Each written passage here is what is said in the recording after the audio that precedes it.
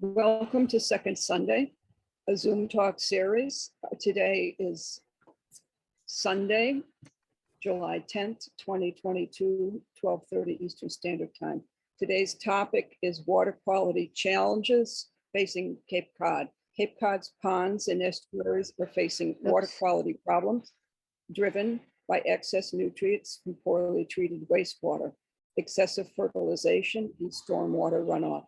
Threats to drinking water supplies include chemical contaminants like PFAS from sources like Joint Base Cape Cod and the proposed multi-purpose machine gun range, and proposed dumping of radioactive water into Cape Cod Bay by Holtec. APCC, the Association to Preserve Cape Cod, tracks these issues and will lay out the series of threats and what can be done.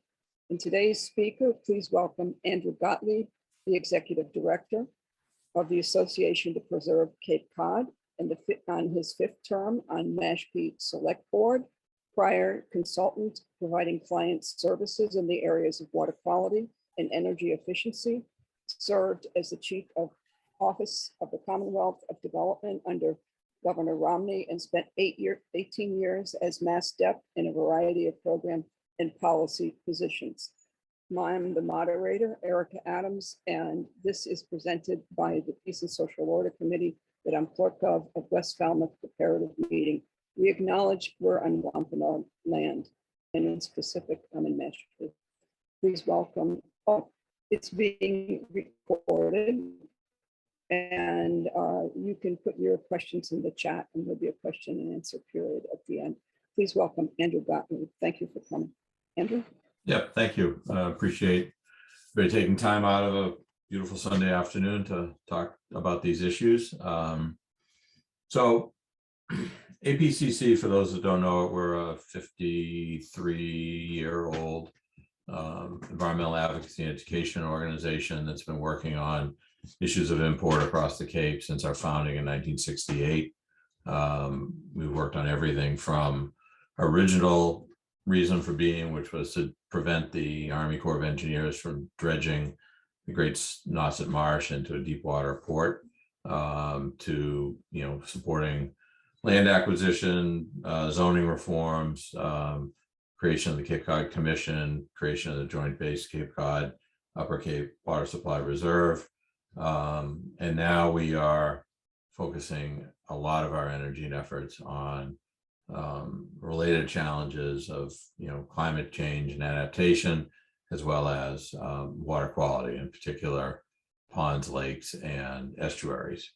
And so what I'm going to do is just sort of run through with you a little bit sort of our perspective as an organization on what's happening in water quality in ponds, lakes, estuaries, and drinking water, and in particular on the freshwater side with an emphasis around cyanobacteria issues, and then leave some time for a conversation at the back end of that, where we can talk about related issues like the machine gun range and the Holtec proposal, or anything else you want to talk about.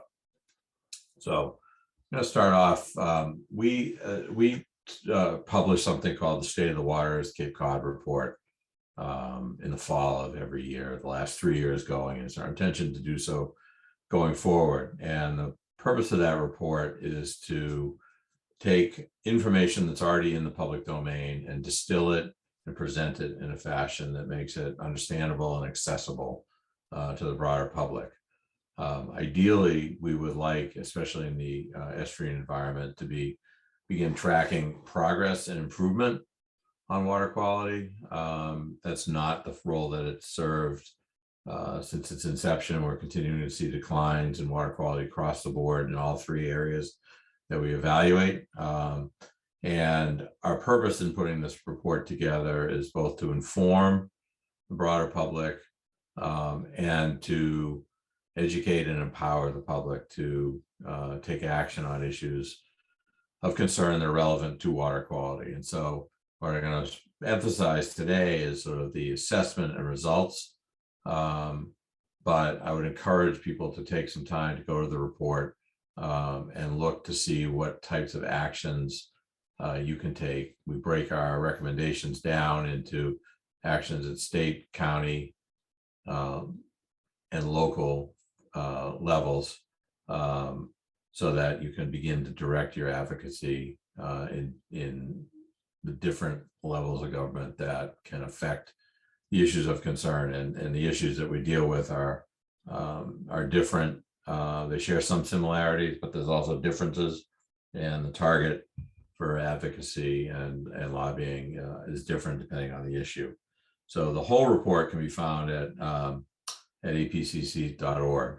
And I would encourage you to take some time and look at it. One of the things that we like about the report is it focuses initially at a very high level, but to the extent you're interested, it allows you to zoom down physically on the map to begin to get much more granular information about where the sampling locations are in estuaries in particular, where there are multiple locations of sampling, what the water quality of each individual location is. And you can go, if you're a data person, you can go all the way down into the underlying data to see how the scoring was done and what the water quality parameters are at a very, very granular level. So it works at whatever level of interest you have. And we found it to be a very useful tool for helping the public understand what's going on. So I'm going to just start walking you through some of these screens. And these are static pictures. So a lot of the sort of functionality that I described, I can't actually demonstrate here, but were this to be a live shot on our site, you'd be able to click on whichever particular embayment is of interest to you and just expand the map so that you get, zoom in further and further, and you begin to see the individualized stations. What this map shows you, and the take home from this map, is under the embayments that are being evaluated across the Cape. There is no embayment on the south side and only one small one on the west Preserve Bay side that does not have at least one location in it that fails to meet water quality standards. And that is a worsening since we started this project 3 years ago. This is our 4th year. The few areas that were entirely acceptable water quality on the south and west facing side have essentially disappeared. Those areas that were already poor have gotten worse. On the north facing side, you'll see that there are a few remaining locations with good water quality.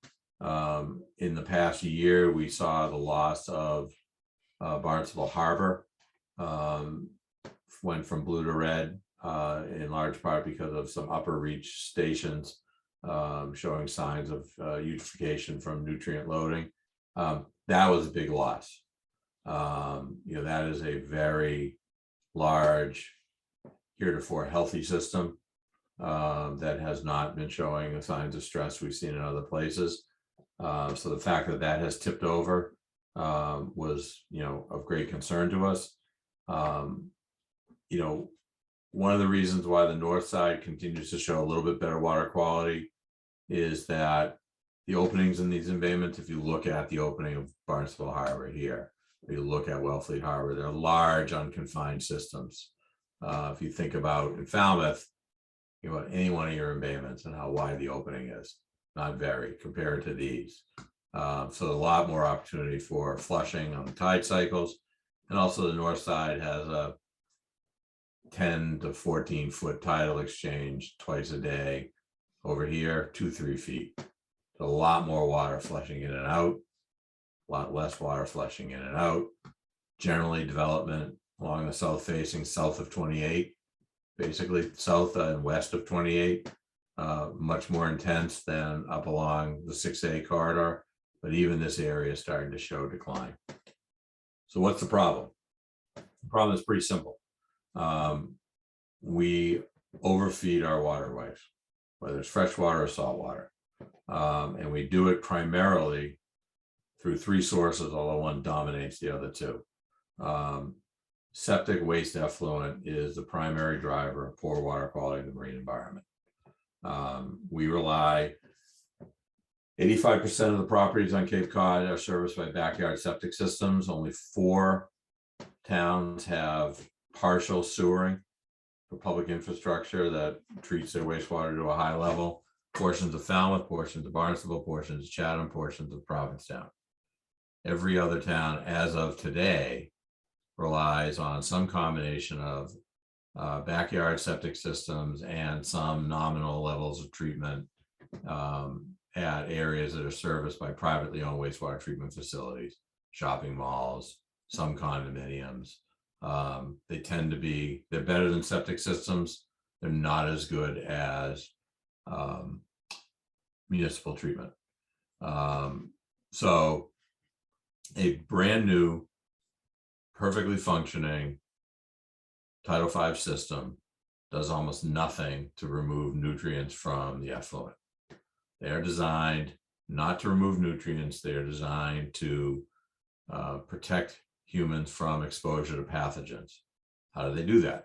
They basically are efficient systems in introducing septic effluent to the groundwater, reliant on our sandy soils. So 2 pieces to your septic tank: a large holding tank that when the wastewater leaves your home goes into this tank, solid settle, liquid effluent runs out a drain on the top into a leaching field.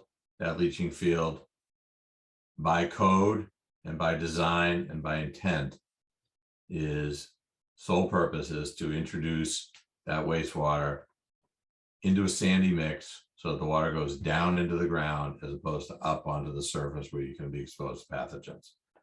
And on the Cape, those systems work great from that perspective. Water flows into the sand quickly, and it takes with it whatever is left from the septic effluent.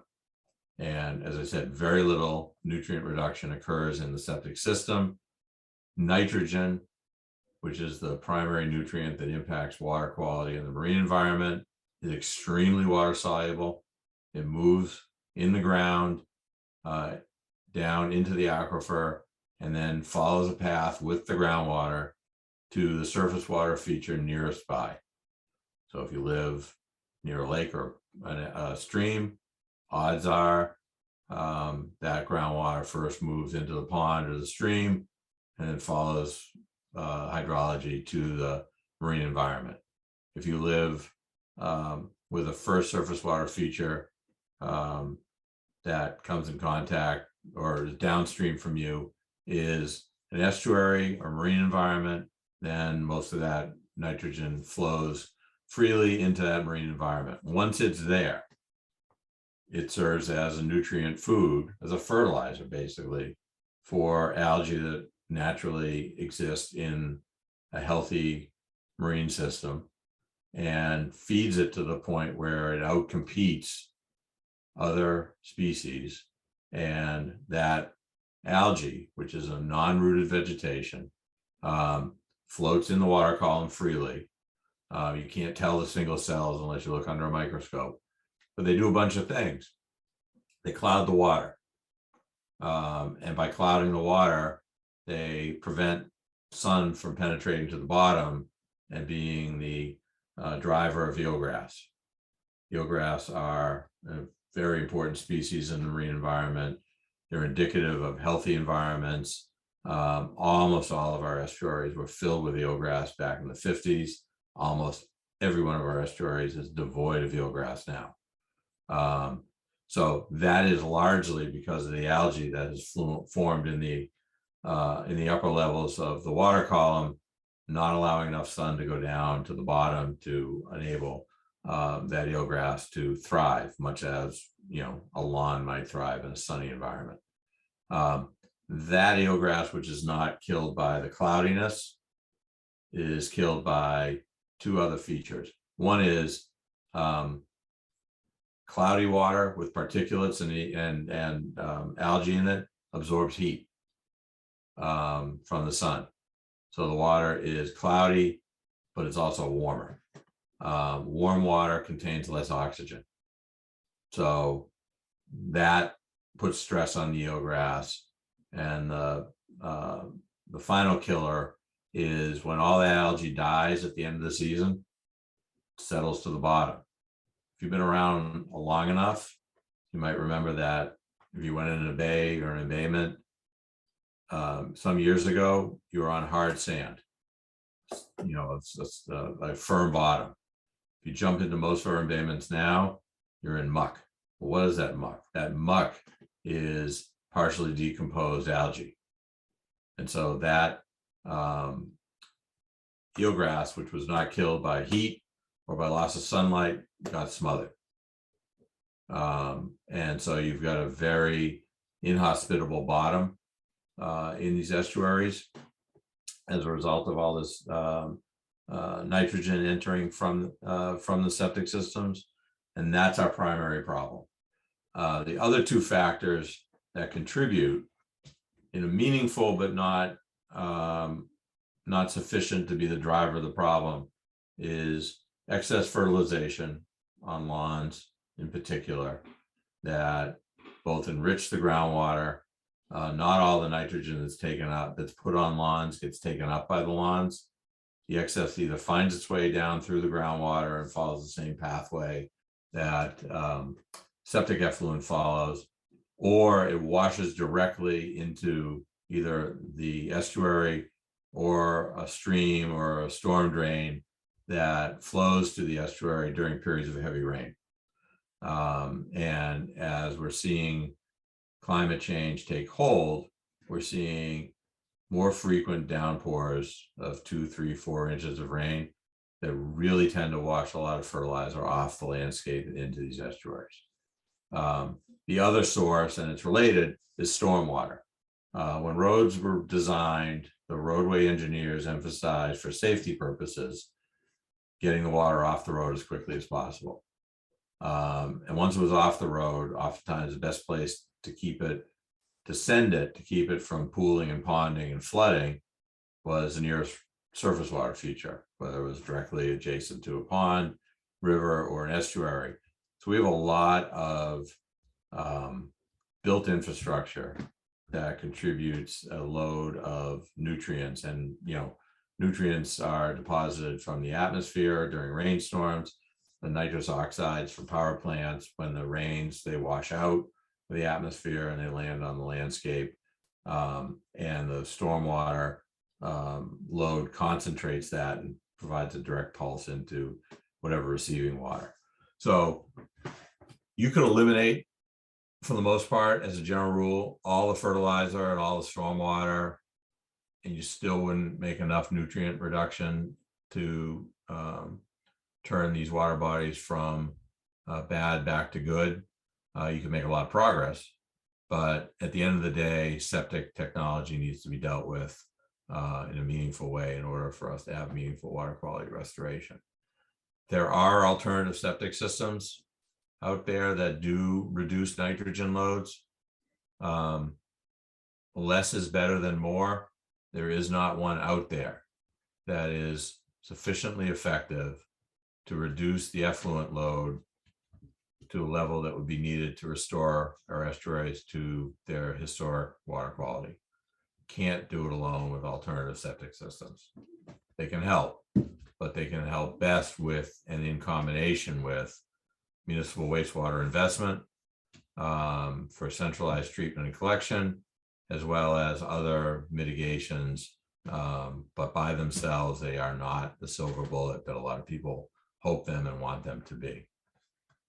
So the other note just on the estuaries is that the worst water quality tends to be the furthest away from the opening. So the water quality of Buzzards Bay and Nantucket Sound, Cape Cod Bay remains quite good. So the tidal flushing that happens with the incoming tide tends to make the water quality nearest the embayment opening the best quality water that we have. Those areas that are furthest inland from the openings receive the highest load of nutrients from the groundwater. They're the worst, and in part because their loading's high, and partly because the amount of flushing that actually occurs in those locations is limited by the physical characteristics of the estuaries. And what we're seeing, like I said, that some of these systems that were bad are getting worse is that the high quality water stations are fewer and fewer and moving further and further down close to the openings.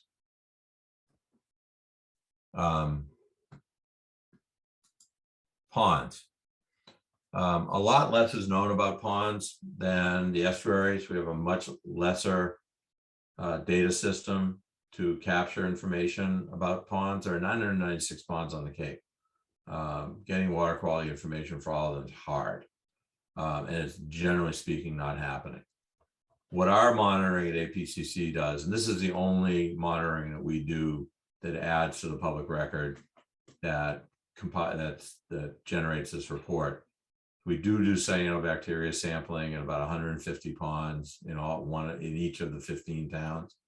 And so that has tended to drive our ability to make this characterization of the ponds. That said, we're only characterizing about 15% of the ponds on the Cape. And the ones for which we do not have cyanobacteria information are relying on municipal sampling programs. We had some data standards. We wanted to have at least 3 years of data, have it be no older than 5 years. The most recent data point be no older than 5 years. So we weren't reflecting too much history in our representation. And we only had about 30 ponds that met that criteria. The rest of this is driven by cyanobacteria. And what our findings are here is that a little less than half of the ponds that we're seeing meet the kind of standard one would want in any given year. And slightly more than that have conditions that would allow for a cyanobacteria bloom. Doesn't mean one's going to happen. We've seen cyanobacteria roughly in about a third of the ponds that we monitor in any given year, but the conditions that would support a cyanobacteria bloom are existent in about half the ponds. There's all sorts of variables: local weather, precipitation, fertilizing practices around the shoreline that all factor in ways we don't fully understand to trigger a bloom in one area in 1 year and not there in another year. But the water quality in the ponds is a little better than what we see in the estuaries, but it's not as good as it needs to be, not as good as it used to be, and not as good as it should be. The issue in the ponds, much like the marine environment, remains nutrients, but it's the flip side of the nutrient coin. The limiting nutrient for pond health and aquatic growth in ponds is phosphorus as opposed to nitrogen. Phosphorus behaves differently in your septic system. It behaves differently in the groundwater once it's released, and it behaves differently in the pond than nitrogen does. In the pond, the sediments of the pond contain a fair bit of phosphorus, and there are conditions in ponds that have worsening water quality that result in a lack of oxygen at the bottom layers. That anoxic condition creates a chemical reaction that allows the phosphorus to release from the sediments up into the water column, and it could work and spur another round of algae growth. And then it falls back down in the colder water, and it sits waiting for that cycle to repeat itself. So there's an element of internal dynamics in the way the ponds work that we don't see in the estuaries that complicates management. In all cases around the ponds, we need to do what we need to do on the marine side, which is reduce the loading from external sources, limit or eliminate septic discharges, eliminate fertilizer use, control stormwater. Those are all things you do whether it's marine or pond. In the pond, we need to understand, in addition to that, understand what the best way to manage the external load is. We also need to understand whether that internal recycling is an issue, and if it is, what do we do about it? And there's not a great off-the-shelf answer to that question. Some people like chemical treatments, like alum, which tends to hold the phosphorus in the bottom sediments. As a solution by itself, as an organization, we're not crazy about it because it's temporary, it wears off, and your problem will recur unless you deal with the external sources. Aeration is also a technology that's being evaluated at multiple locations across the Cape to see whether it can prevent that anoxic situation from occurring through the introduction of air at the lower levels of the pond. And there's some promising results in that regard. So, the big thing with ponds is, again, managing the nutrient load, recognizing that phosphorus moves differently in the groundwater than nitrogen does. The soil will hold more phosphorus than it will nitrogen. And there's a theory out there that's actually, it's outdated and old, but it lingers. It's kind of like a zombie theory that all the phosphorus, once it's in the ground, gets held by the ground and never makes it to the pond. Well, the ability of the ground to limitlessly hold phosphorus is rooted in old thinking that, you can dilute away your problem by putting it in the ocean. You can deal with hazardous waste on the base by putting it in the ground. We saw how that worked out. Didn't work out very well. The ability of the ground to hold phosphorus is finite. And when that capacity to assimilate and hold phosphorus is expired or consumed, then the phosphorus will move forward. And then you consume that capability of the soil to hold that phosphorus, and then it moves forward. And eventually finds its way into the lake. And the proof of that is we have a lot of lakes with too much phosphorus in them. Well, it came from somewhere. So, and it didn't all come from fertilizer. So we have concerns about the ponds. And there's some good news that Barnstable County is moving closer at a snail's pace, but moving closer to funding a region-wide assessment of all the ponds that we hope will give us a framework that allows us to begin to manage the ponds on a more comprehensive basis. And then lastly, I want to jump to public water supplies. And generally speaking, quality of drinking water supply to consumers on Cape Cod is quite good. That said, this year or last year's report did identify a handful of locations that there was some tick down from excellent to good, largely due to some sampling and reporting hiccups that the suppliers had.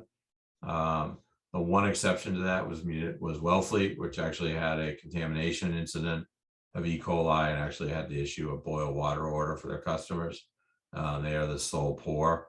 But as a rule, the water provided to put into the public drinking water system by the public suppliers is quite good. And that's where we measure it as it leaves the public water supplier into the system and out to customers.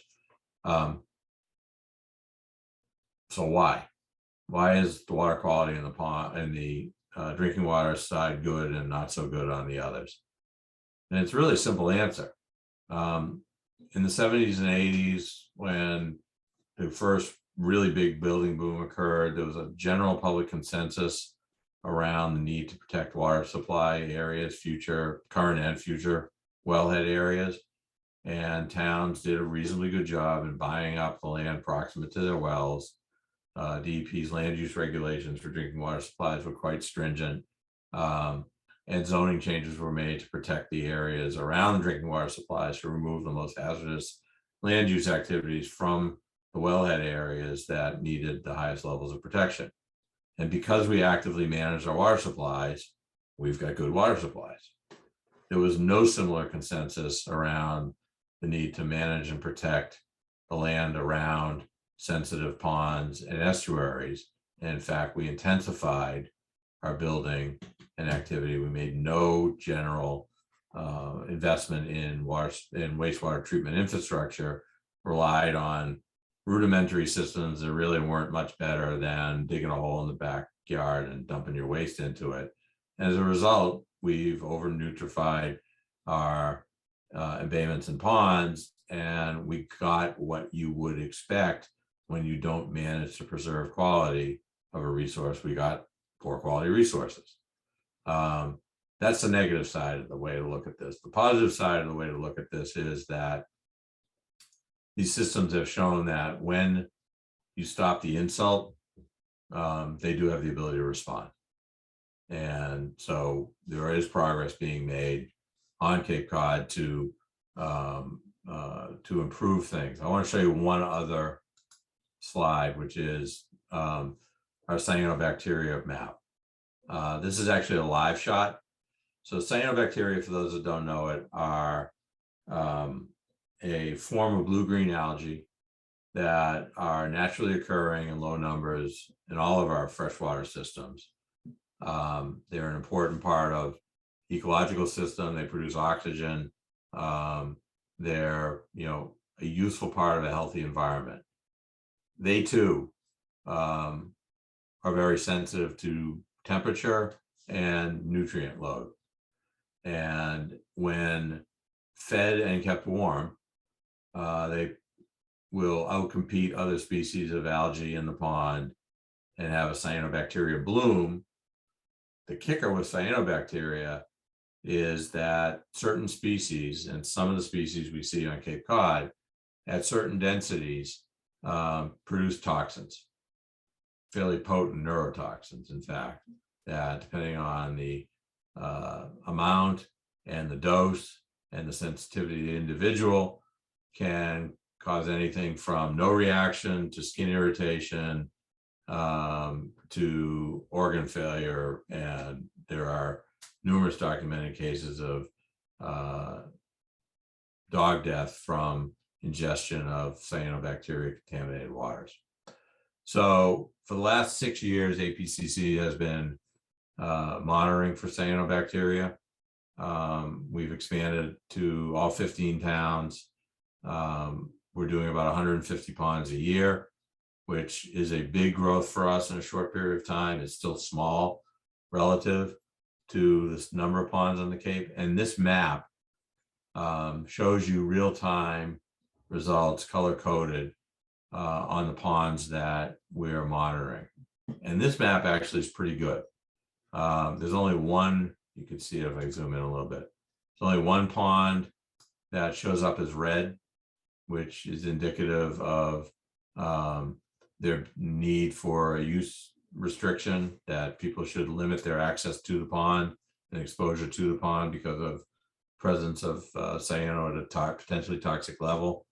The yellow is where we're seeing some reason for concern.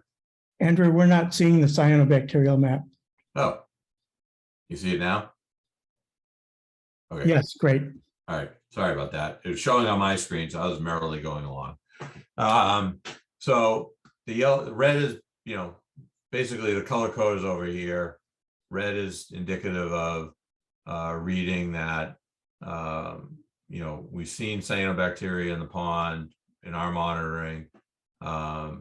At certain triggers, we send a sample to the Barnstable County lab, and they will do a toxicity screen to determine whether or not there is a toxic level in the pond, in which case, if it's over 8 parts per billion of microcystin, which is a state standard, it gets flagged as red, and your town health agent will put out a use restriction. The yellow color is where we see either a growth rate that is concerning, where this stuff tends to grow logarithmically, it doubles frequently, and so we increase the frequency of our sampling. We flag it so that people can pay a little bit more attention to it. And blue obviously is everything looks pretty good. And as I said earlier, for this time of year, the fact that we only have Cape-wide one red pond is better than we've seen in the last couple of years. Why that is, I can't tell you exactly. Does that mean the rest of the summer is going to be good? I don't know. But we monitor these ponds every 2 weeks. And we would increase the frequency, as I said, when we see things in the pond that we think would create a higher likelihood that there's going to be an increase in the density and population of cyanobacteria. So I will stop there. And other than to tell you, the cyanobacteria map, if that's of interest to you, it's live on our website. It updates 5 days a week, 7 o'clock every night based on the preceding day's sampling results. You can sign up for a cyanobacteria alert email. And what results from that is any pond we're monitoring changes status for the worse. It generates an automatic email so that you know to go look at the map or know to choose a different pond or make an informed decision to do as you had intended to do originally. So that's a tool that you can use right now, and will be active through. It drops off a little bit after Labor Day. Our sampling decreases post Labor Day, in part because of labor and the decrease in use of the ponds, but we do continue monitoring in some ponds well into October, and we will keep those live. If you go on the map and a pond you're concerned with is gray, it means it's not being monitored. Either means in the season now we're not monitoring it because no one has asked us to, they're contracted with us to do it. As the season comes to a close and a pond that was being monitored during the summer is no longer, then ultimately gets shaded gray after a couple of weeks. So with that, I'll stop. I'm happy to answer questions however you want to throw them at me.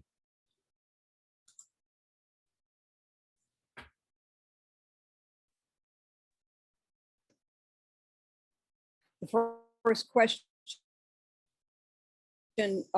is from David Dow. He asked how was assessed the cumulative effects of cyanobacteria toxins, methyl mercury, and PFAS6 in shellfish and finfish in our freshwater kettle hole ponds, and the health effect on those who use freshwater angling to put food on their tables.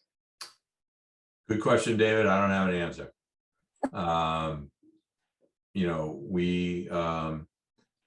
Our work basically focuses on the presence and concentrations of cyanotoxins.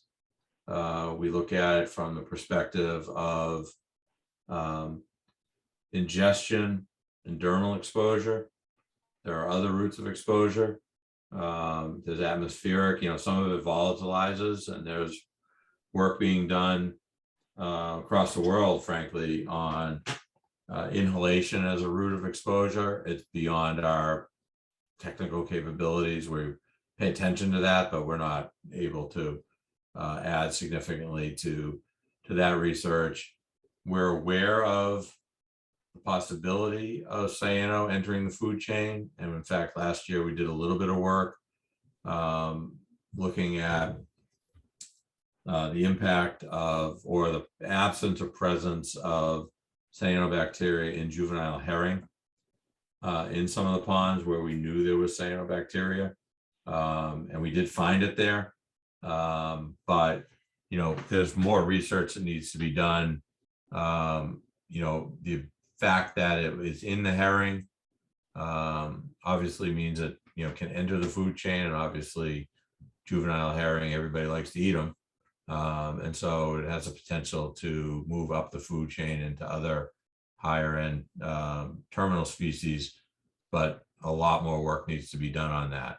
In terms of, looking at sort of the synergistic effects of cyano, methylmercury, and PFAS in fishing quantities, those are complex calculations to make, to begin to understand, and not our area of expertise as an organization, but they're all good questions. Paula Blumenthal asked, what can we as residents of Cape Cod do to try to reverse the damaging effects of nitrogen and phosphorus in our waters? Okay, one of my favorite questions, because basically the solution to the most certain, secure, achievable way to deal with the nitrogen and phosphorus loadings is to improve the level of wastewater treatment. And it calls for towns to move forward expeditiously with their wastewater treatment programs. I'm not suggesting that every house on Cape Cod needs to be sewered, but about half of them do. And most towns have a pretty good idea, certainly Falmouth does, which areas contribute the most significant nitrogen loads to their estuaries. They have a long-term plan to sewer those areas. It's a little too long in my view. So putting pressure on your elected officials and getting elected officials who prioritize this issue is your best way as an individual citizen working individually or as part of a group to move this issue forward. I can speak to this from a perspective of an elected official in Mashpee. If you don't bring this issue up in selectman races, it won't be an issue unless the candidate chooses to make it one. And what we've seen across the region is there aren't that many people who run for boards of selectmen with their primary purpose being to promote wastewater treatment technology. Partly out of ignorance, partly out of the fact that getting wastewater programs through town meeting and through debt exclusion votes is it's the right thing to do, but it's a thankless job because they're expensive, they're disruptive, and all manner of people come out of the woodwork to oppose it. And so there's a lot of dynamics at the local level that push back on accelerating these programs. And if you want to make a difference, you need to start making it an issue in elections. The second thing I would suggest is go to selectmen meetings. We all have public comment opportunities. And as a general rule, 1 or 2 people come and complain about an issue. It's like, 5 or 6 come and complain about an issue. It's like, well, I'm going to take notice of that. 10 people show up at a meeting and start to make an issue something. People take it seriously.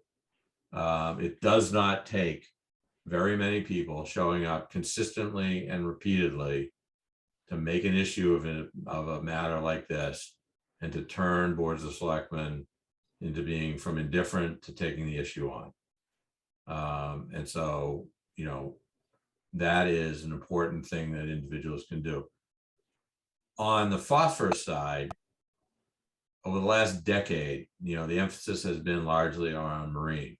Very few towns have a handle on what the phosphorus loading implications are of their development patterns on their freshwater ponds.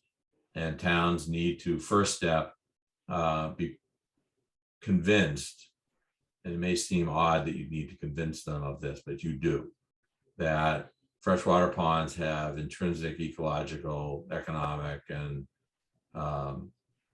spiritual value to people. It needs to be recognized, understood, and remedial plans need to be established to deal with it. Almost every town in the Cape has come up with very expensive treatment programs that do almost nothing for the freshwater environment. They were not designed to do anything for the freshwater environment, so they don't. And so that needs to happen. It will increase the amount of collection and treatment that's required in your community. It'll increase your cost. It'll also happen to increase the quality of your environment, increase your use and enjoyment of the environment. So it's a good return on it. But this is very much a political exercise. Nothing more, nothing less. Stephen Gates asked Andrew, what about PFAS and other chemicals? Do you monitor, or is this the state? Has your view, particularly at Joint Base Cape Cod, changed with, I think I read this, he says, changing EPA guidance on the chemicals, and he thanks you. Sure. So PFAS compounds, for those that aren't familiar with them, are fluorinated substances that are ubiquitous in everything. They were created initially, think of Teflon back in the 50s, because they were enormously stable and they provided non-stick capabilities. So the sort of miracle of Teflon came with it by design. You think about it, your Teflon pan, you're putting it on the heat. And so these compounds need to be extremely stable and heat resistant. So they are extremely durable compounds. They're known as forever chemicals because they do not break down in the environment. And they're in everything.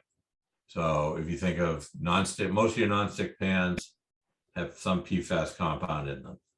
Your nonstick or non-stain carpet, non-stain upholstery has PFAS in it. Your Gore-Tex water repellent rain gear has PFAS in it. The stuff that prevents the food in the can that you're taking out of doesn't stick to the sides of the can because the food container has PFAS in it. The wrapper in your cheeseburger has PFAS in it. It's everywhere. And it's in 90% of the people watching this video. 90% of the mammals on Earth have PFAS in their blood. So it's everywhere. The way we deal with chemicals in this country means that we are reactive, not proactive. So companies develop a compound, put it in consumer products. If it's demonstrated to cause a problem later on, then we try and figure out how to A, eliminate it, and B, clean it up. And then oftentimes we prohibit it. When you prohibit something like a PFAS compound, what happens is the company's response is they change one molecule in the chemical chain. It's a new chemical. The ban doesn't affect it.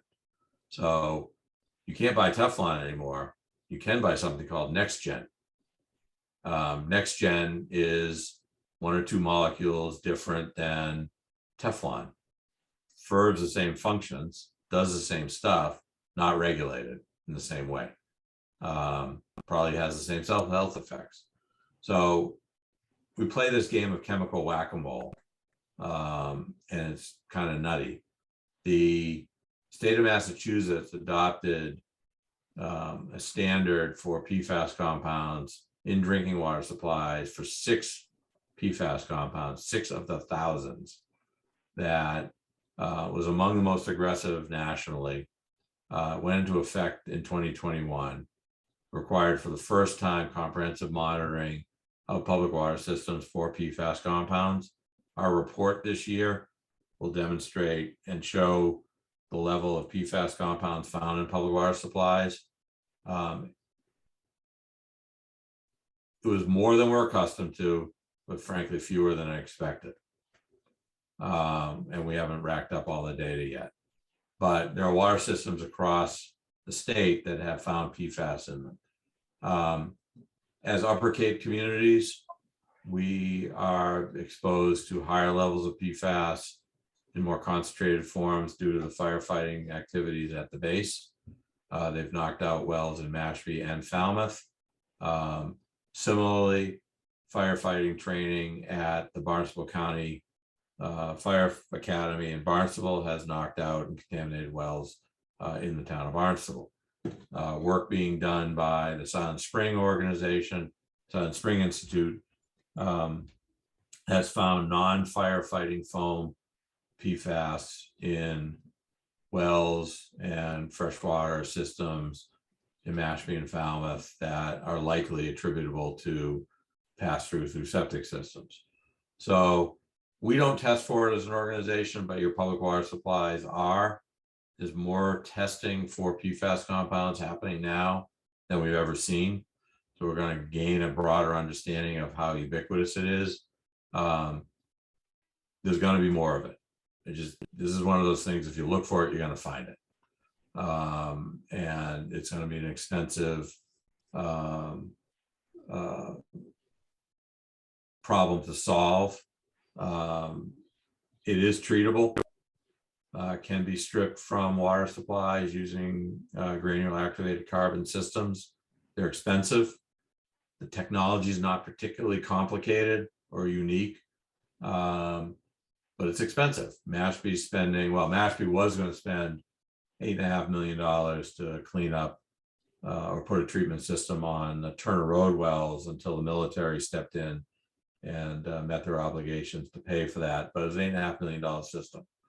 Barnstable's paying something like 20, much of it coming now from Barnstable County, which means all of us, to solve their problem. So, you're talking single to tens of millions of dollars per town over time to treat this problem. Oh, and lastly, one question somebody mentioned, EPA did come out with some health guidelines for a cluster of PFAS compounds. They're not mandatory health standards, which would be a maximum contaminant limit is the language for Safe Drinking Water Act federal rules. Massachusetts did set its own limit, but nationally there is not one. But the health advisory standard that EPA set is 0. They have surprised everybody by coming out with that advisory at a level vastly lower than what they were talking about just a couple of years ago. I think it's people's understanding of the seriousness of the issue it grows. We all tend to focus on drinking water on something like this. It's an important pathway of exposure, but it's not the only one. And so, again, you could eliminate it from drinking water and you'd still find it all over your house. I don't have a good answer for it. Okay. Nan Logan asked, are there any bills statewide that address this? Well, this being which? It's not mentioned what this is. Okay. So in Water terms quality. I'm sorry, what? Water quality? Water quality in general, yeah. Yeah, there are. Most of them aren't going anywhere. What we're paying attention to right now is the governor filed a supplemental budget request for the end of the current fiscal year. Well, actually last fiscal year now, that ended on June 30th, that proposes a $200 million appropriation to and for the benefit of Cape Cod for the support of local water quality projects. And we're working with our legislative delegation to preserve that recommendation as it moves through the legislative process. What the governor is seeking to do is two things: provide additional money to something known as the Cape and Islands Water Protection Trust Fund, which was created in 2018. It's funded by a 2.75% surtax on overnight stays, so-called Airbnb tax. That money is then dedicated back to municipalities on Cape Cod that are implementing water quality improvement projects. To date, it has resulted in the award of $97 million to 8 Cape towns to support their wastewater infrastructure projects. That's $97 million that came from people who were visiting Cape Cod and contributed that 2.75 surtax fee to Cape towns. That has enabled those projects to happen, not only happen, but happen with a reduction in the demand and burden on local property tax base of $97 million. $97 million is real money. And it pays 25% of the local cost of these wastewater projects. So it's never been cheaper, surprisingly so, to implement these projects than it is right now. Governor's proposal provides additional capital money into that fund so that we can continue to fulfill the promise of 25% cost reduction of locally proposed projects. The other part of his proposal, which is really interesting part, is that it would provide up to a 50% forgiveness on loans that were made through the Barnstable County Septic Management Program to either upgrade a septic system to provide nutrient reduction through one of these alternative systems, and this is a really good part, or reduced by half the cost of a sewer connection to public infrastructure.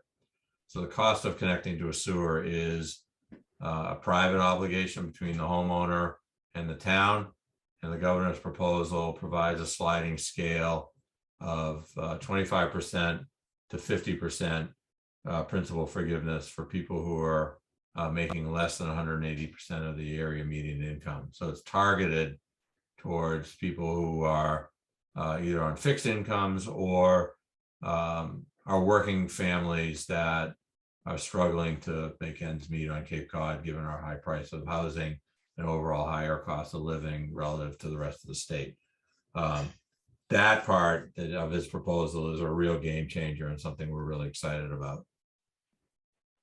And one last question from Lawrence Jordan. What assumptions can we make about various brands of drinking water that can be bought in the grocery store? Absolutely none. There's no reason to think that the quality of the water and bottled water that you're buying is in any way better than the quality of the water that comes out of your tap. The quality of water that comes out of your tap is subject to regular and stringent monitoring under the Federal Safe Drinking Water Act, as overseen by DEP. The regulatory environment that governs bottled water is completely different and far less stringent. You can buy bottled water if you look at the source that says the source is the public water system for the city of Worcester. If you want to spend 100 times the cost of what a drink of water costs coming out of your tap to buy the city of Worcester water, you can. No reason to think it's any better than what the town of Falmouth is providing you. So there's certainly a time and a place where bottled waters make sense. And obviously, you know, in areas where there's an intense contamination problem, that bottled water is provided by the responsible party, that makes some sense. You may like the taste better, but if you're doing it because you think it's better from a health perspective than what's coming out of your tap, you're wasting your money. With that, I thank you so much for taking your time on a Sunday in the beautiful July weather. And thank you from West Falmouth Meeting. And also we advertised in the local Falmouth Enterprise. So there were some of the so-called general public here, as well as Quakers. Thank you so much, Andrew. Thank you. I appreciate your time and attention. And if any of this stuff is of interest, go to our website. There's a lot more information on it. apcc.org. Thank you. Have a nice day.